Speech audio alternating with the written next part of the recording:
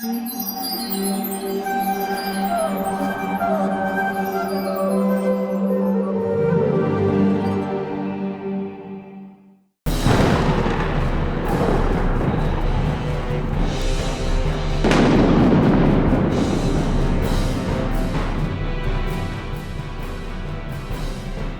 कृष्ण। दशहरा यानी विजयदशमी के पुनीत पावन पर्व की आप सभी को हार्दिक शुभकामनाएं। असत्य पर सत्य, पाप पर पुण्य की विजय के कारण ही अश्विन शुक्ल दशमी को विजयदशमी कहा जाता है। हम दशहरा पर बाहर रावण का पुतला जलाते हैं, लेकिन अपने अंदर शायद अनजाने में उसे पोषित करते हैं। वो तो त्रेता युग था जिसमें केवल एक रावण था और जिस पर भगवान राम ने विजय प्राप्त की। ये है कलयुग जिसमें हम में से हर किसी के अंदर रावण की प्रवृत्ति है। जैसा कि हम सभी जानते हैं कि सृष्टि की शुरुआत से ही दो प्रकार के लोग हमेशा रहते हैं, सुर और असुर। जो भगवान के भक्त होते हैं उन्हें सुर कहते हैं और जो उनकी आज्ञा का उल्लंघन करते हैं उन्हें असुर कहते हैं। अलग अलग युग में सुर और असुरों के रहने का स्थान भी अलग अलग होता है। एक युग में सुर एक ग्रह में रहते थे और असुर दूसरे ग्रह में, फिर पश्चात सुर एक देश में और असुर दूसरे देश में। लेकिन आज समय ऐसा है कि सुर और असुर अलग अलग ग्रह या देश में नहीं, बल्कि एक ही व्यक्ति के भीतर रहते हैं। तो हमारे अंदर हैं सुर भी और असुर भी, और जिसका आधिपत्य ज़्यादा होता है, जो जितना सशक्त होता है, वैसा ही उस व्यक्ति का स्वभाव और व्यक्तित्व बन जाता है। इसलिए अगर हम अपने भीतर के असुर को, अपने भीतर की बुराइयों यानी अपने अंदर के रावण को मार पाएं, तो उस दिन हमारा दशहरा पूर्ण हो जाएगा। और ये हमारे लिए बहुत ही सहज हो जाता है, बहुत ही सरल हो जाता है जब हम भगवान की इन लीलाओं का श्रवण करते हैं, थोड़ा गहनता से उस पर विचार करते हैं। क्योंकि जिस प्रकार अंधकार का नाश करने के लिए एक दीपक ही काफ़ी होता है, वैसे ही अपने अंदर के रावण का नाश करने के लिए एक सोच ही काफ़ी है। और वो सोच भी हमें हमारे शास्त्रों से ही मिलती है। आइए समझते हैं। भगवत गीता में भगवान श्री कृष्ण नर्क के 3 द्वार बताते हैं, काम, क्रोध और लोभ। और रावण में हम स्पष्ट रूप से इन्हें देख सकते हैं और उससे सीख लेकर अपने आप को इनके प्रकोप से बचा सकते हैं। भगवत गीता के दूसरे अध्याय में श्री कृष्ण बताते हैं कि कैसे किसी व्यक्ति का पतन होता है, वो नीचे गिरता जाता है। ये पतन प्रारंभ होता है भोग विषय का ध्यान करने से, उसके बारे में बार बार सोचने से। शुरू में काम वासना एक बीज के समान अत्यंत छोटी होती है, परंतु यदि चिंतन रूपी जल द्वारा इस बीज को सींचते हैं तो ये एक विशालकाय असुर बन जाती है।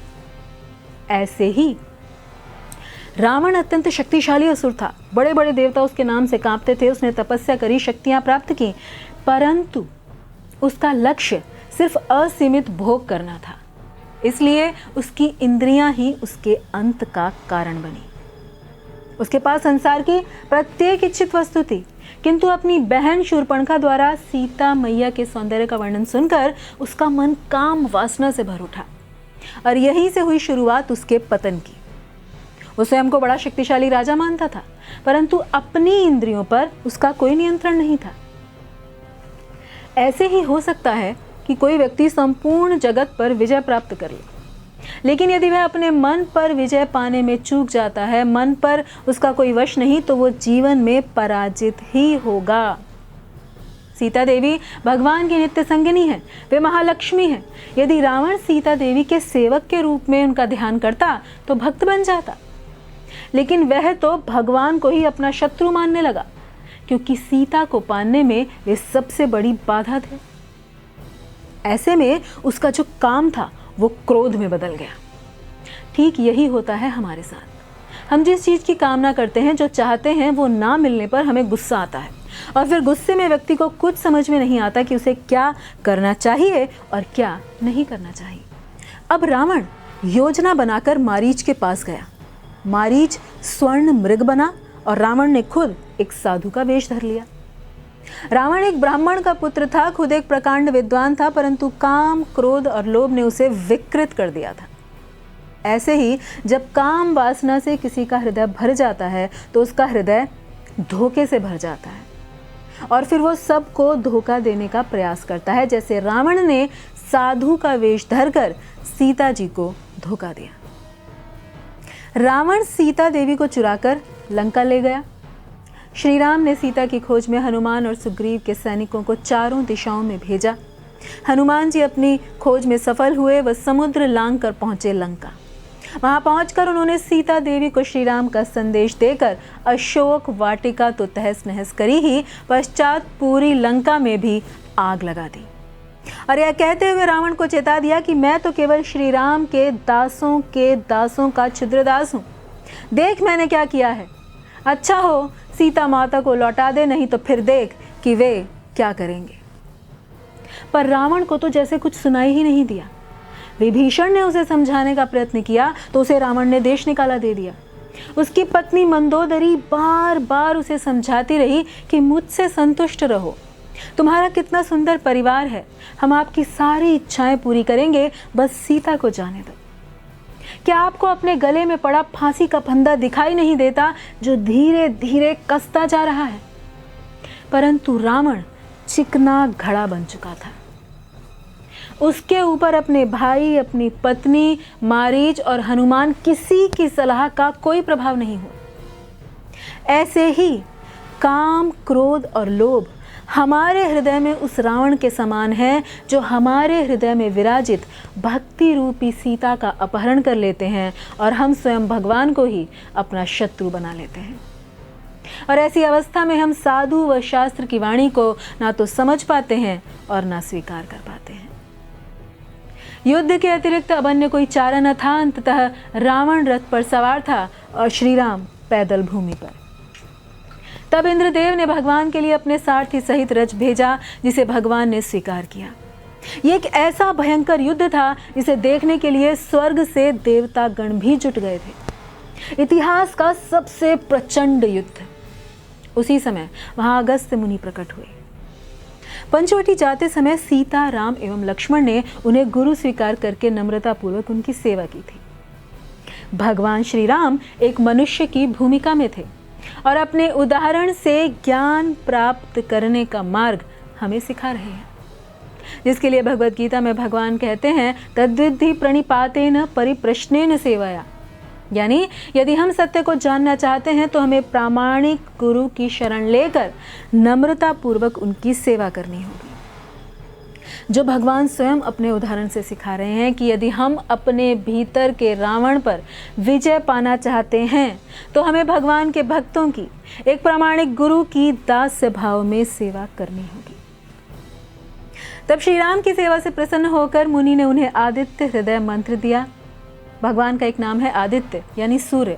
तो जैसे सूर्य समस्त अंधकार को नष्ट करता है, वैसे ही भगवान के नामों से व्यक्ति अपने विकारों पर विजय पा सकता है। अब इस घमासान युद्ध में विभीषण वहां पहुंचते हैं। वह भगवान श्री राम को बताते हैं कि रावण के हृदय में अमृत है, वह उसे सुखाने पर ही रावण का वध किया जा सकता है। तो यहाँ विभीषण भक्तों के संग को दर्शाते हैं कि हमारे भीतर के रावण से लड़ते समय हमें भक्तों के संग की आवश्यकता होती है, जो हमें स्मरण दिलाएं कि गुरु, साधु व शास्त्रों ने हमें क्या शिक्षाएं दी हैं। तब भगवान श्री राम ने अगस्त्य मुनि द्वारा दिए गए मंत्र का उच्चारण करके वह बाण छोड़ दिया और भगवान के बाण से रावण अपने रथ से ऐसे गिरा जैसे इंद्र के वज्र के प्रहार से कोई पर्वत कट कर गिरा हो। रावण की सेना में हाहाकार और वानर सेना में जय जयकार होने लगी। इस तरह बाहरी रावण के साथ साथ भीतरी रावण यानी हमारी बुराइयों से कैसे जीतें, ये हमें भगवान सिखा रहे हैं। हमें मंत्र का उच्चारण करना होगा, क्योंकि मंत्र से हमें शक्ति मिलती है। वह कलि संतरण के अनुसार कलयुग का वह मंत्र है, हरे कृष्णा कृष्ण कृष्णा हरे हरे, हरे राम राम राम हरे हरे। ये मंत्र हमारे हृदय से काम, क्रोध और लोभ को नष्ट करता है। जिस प्रकार आदित्य हृदय मंत्र में भगवान विष्णु की शक्ति एवं बल है, उसी प्रकार हरे कृष्ण महामंत्र में भगवान की समस्त शक्तियों का समावेश है। तो इस प्रकार हमें अपने भीतर के रावण से लड़ने के लिए 3 बातों की आवश्यकता है। पहला, महान भक्तों की कृपा, जैसे अगस्त्य मुनि का उद्धरण, दूसरा वैष्णवों का संग यानी विभीषण का उदाहरण और तीसरा है भगवान के पवित्र नाम का कीर्तन। इनके बिना हम अपने भीतरी रावण पर विजय नहीं कर पाएंगे। अतः इन तीनों को अपने जीवन में लाएं और अंधकार से प्रकाश की ओर बढ़ते हुए प्रतिदिन दशहरा मनाएं। धन्यवाद। हरे कृष्णा। ऐसे ही और भक्तिमय कार्यक्रमों के लिए देखिए हरे कृष्णा टेलीविजन। इसे प्राप्त करने के लिए आप अपने केबल अथवा डीटीएच ऑपरेटर से संपर्क करें तथा और अधिक जानकारी के लिए आज ही डायल करें 8767 845 845।